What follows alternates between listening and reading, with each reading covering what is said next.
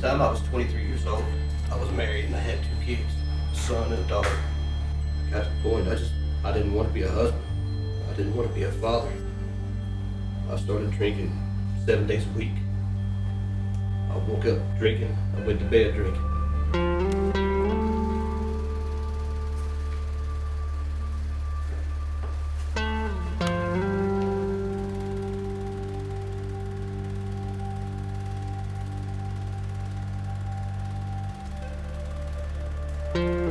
My kids pretty much grew up without a father. I was there, but all they knew me as was drunk. I cheated on my wife. She divorced me. I couldn't even stand to face my kids. I couldn't even stand to be gay. Alcohol took control of my life from that day on.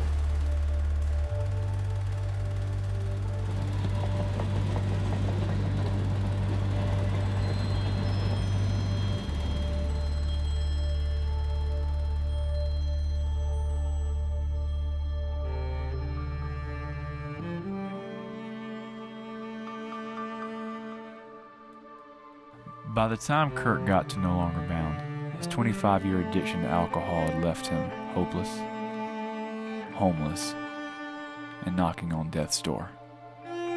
The woods had been his home for far too long.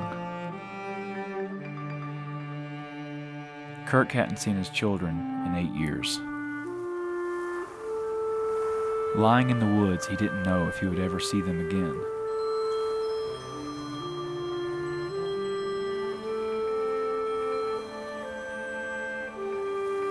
Each night he prayed would be his last.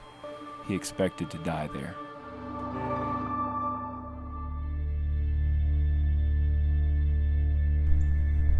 I remember walking down these train tracks one night.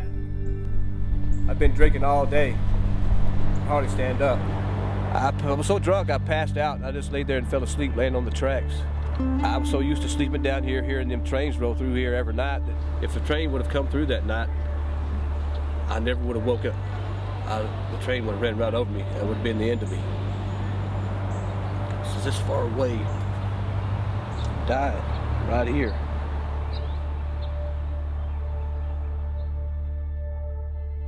One day, Kirk remembered a promise he made to his father on his deathbed. It was a promise that haunted him for years, but eventually saved his life. I remember this was right about the spot. I was sitting one night. It was pouring down rain. I was wrapped up in my sleeping bag. I was cursing God. That time I started thinking back. The last thing my dad said to me before he passed away, he said, "Son, please get somewhere where you can get help for your addiction. Get my heart right with God." I remember just crying out to God.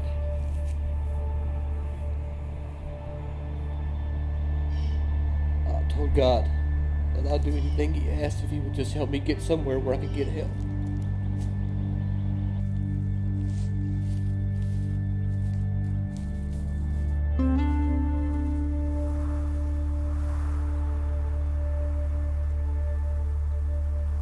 We first met Kirk through a letter he wrote us asking for help. He was desperate and ready for change.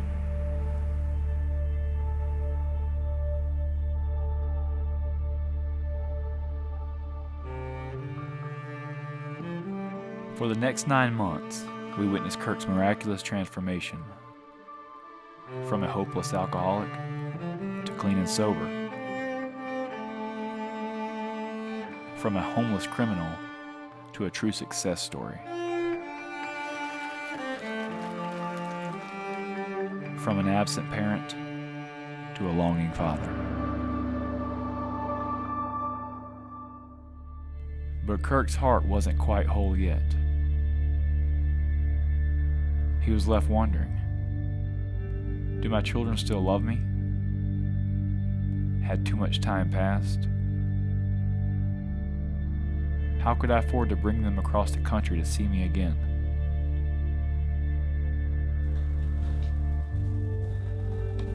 Kids had a hard life, man. Had a very hard life. This makes me realize how terrible of a father I really was. Basically grew up without a daddy. They grew up with a drunk man who hanged around the house all the time, but I wasn't much of a father. Do you want to be? Yeah, more than anything in this world.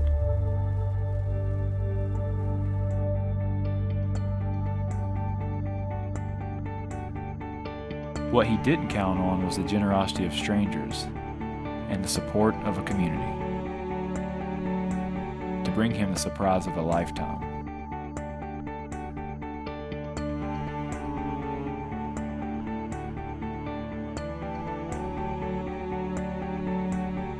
This is Kirk Cole. This is Kory Cole. This is the moment they waited 8 years for.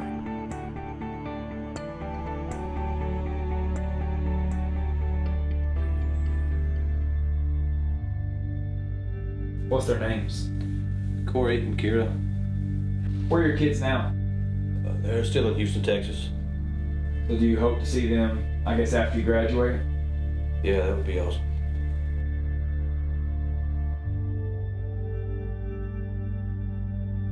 What Kirk didn't know was that his kids were waiting for him in the very next room.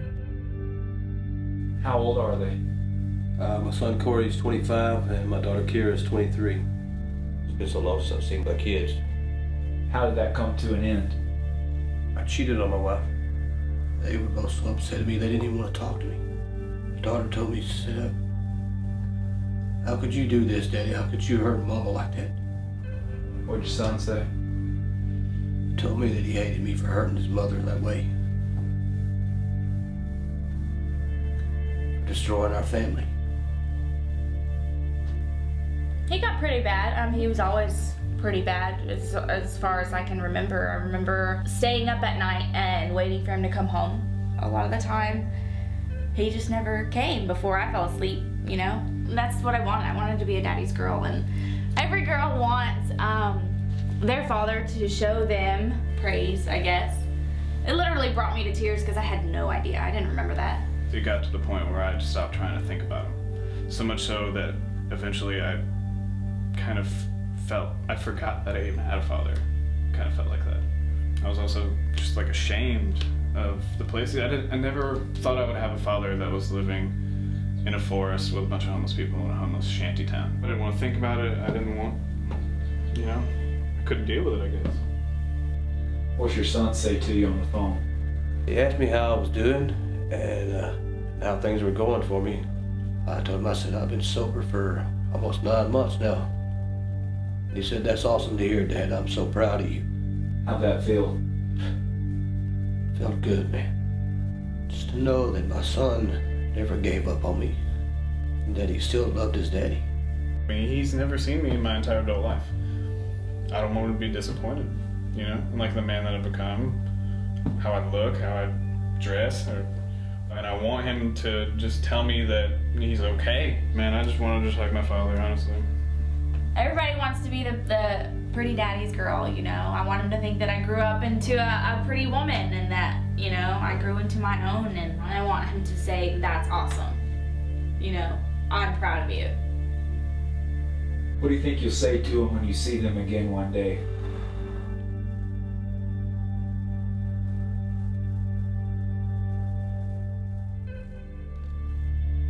I wouldn't even know where to begin. I think the first thing I'll do is just put my arms around him and hold him for a minute. Just tell him how much I love him.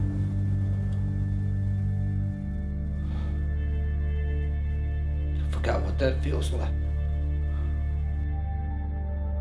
This is the moment they waited 8 years for. And the support of a community to bring him the surprise of a lifetime. I wasn't much of a father. Do my children still love me? Do my children still love me? Too much time He passed. had a hard How life. could I afford to bring you want to be? Had too much time passed. Yeah, Do my children still love the surprise of a lifetime? Forgot what that feels like.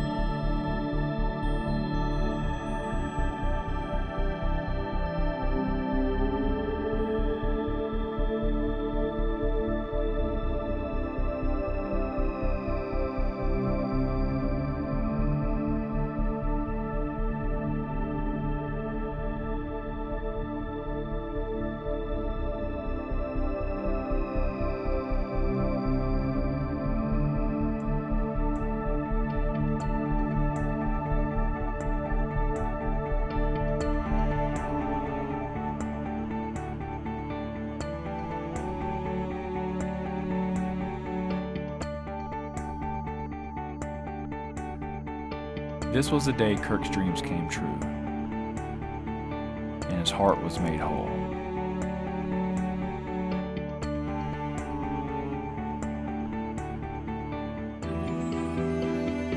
But this isn't just Kirk's story. This is our story. This is your story. This is the story of No Longer Bound.